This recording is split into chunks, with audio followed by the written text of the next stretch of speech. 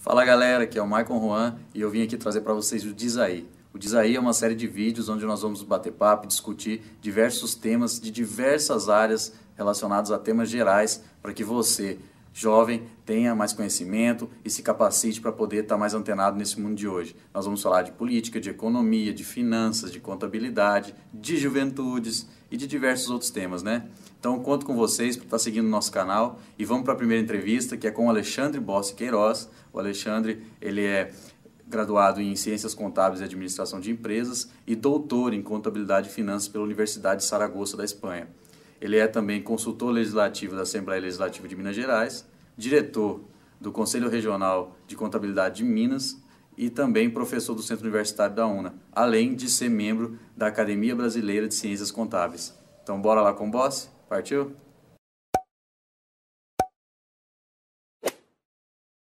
Bom, estamos aqui com o Alexandre Bossi, né, um grande amigo que eu tenho, especialista na área de controles da administração pública.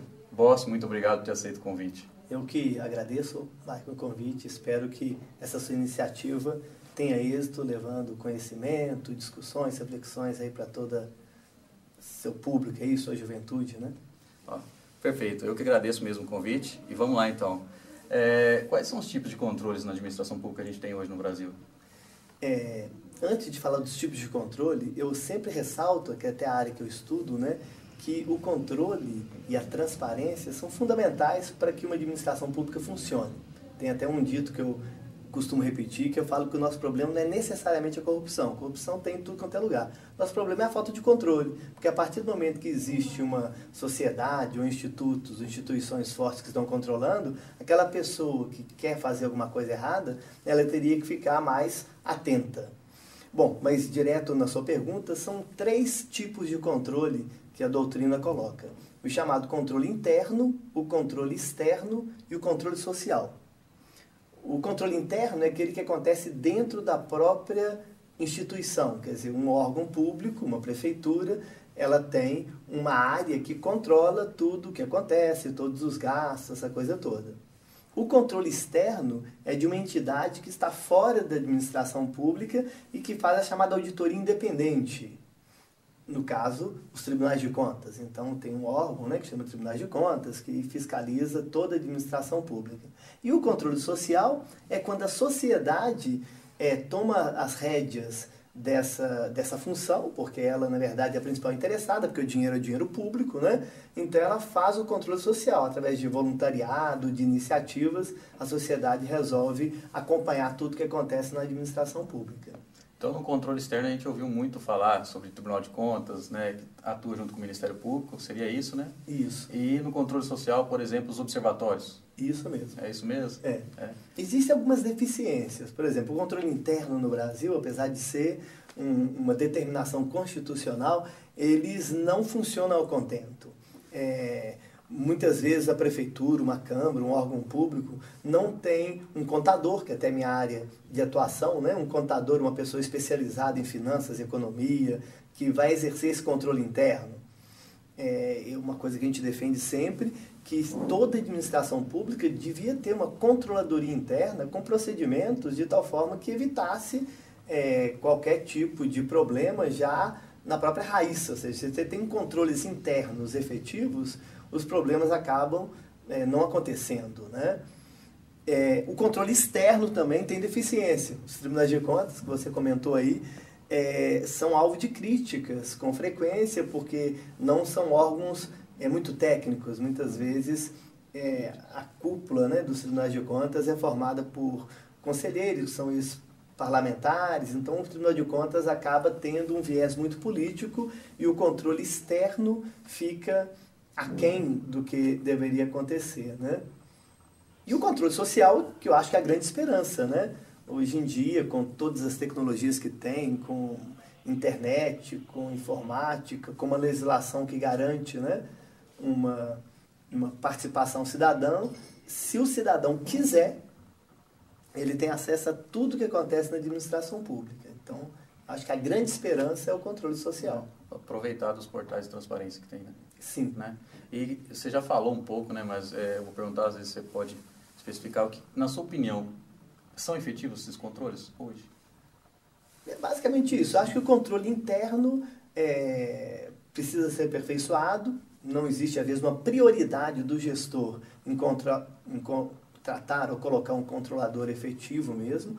O controle externo, que é o controle dos tribunais de contas, cumpre relativamente bem o controle de regularidade ou controle de legalidade, mas quando é controlar mesmo se está tendo desvio, se está tendo corrupção, questão de licitações, questão de mau uso do dinheiro público, funciona muito mal, tanto que a gente nunca nem ouve falar dos tribunais de contas, a imprensa é muito mais efetiva do que os tribunais de contas. E o controle social, nos últimos anos, começa a ganhar força justamente por causa dos portais de transparência que você colocou. Eu, que tenho uma atuação grande, dando palestra para vereadores, viajando, né, explicando como exercer o controle social, a gente percebe que hoje tem muita coisa, de qualquer entidade pública, à disposição na internet. Só que tem dificuldades, né? Tem dificuldades porque, muitas vezes, a linguagem colocada nos sites públicos, ela não é uma linguagem tão acessível. Mais técnica, né? É mais técnica. Tem como colocar a linguagem acessível? Tem, mas o gestor tem que querer. E muitas vezes a gente percebe que o gestor cumpre a legislação, porque agora é obrigado a colocar tudo nos portais, né? Mas coloca no chamado contabilês, ou orçamentês, ou economês, que a pessoa que não está acostumada com essa linguagem mais técnica, às vezes não avança, não tem preguiça até de buscar porque não está fácil. Agora, eu acho que tem muitas formas de transformar essa linguagem técnica numa linguagem acessível, fazendo infográficos, mapas mentais, uma linguagem mais lúdica, gráficos, e a gente sabe de experiências nesse sentido em outros países. Então é uma área que a gente também tem que avançar.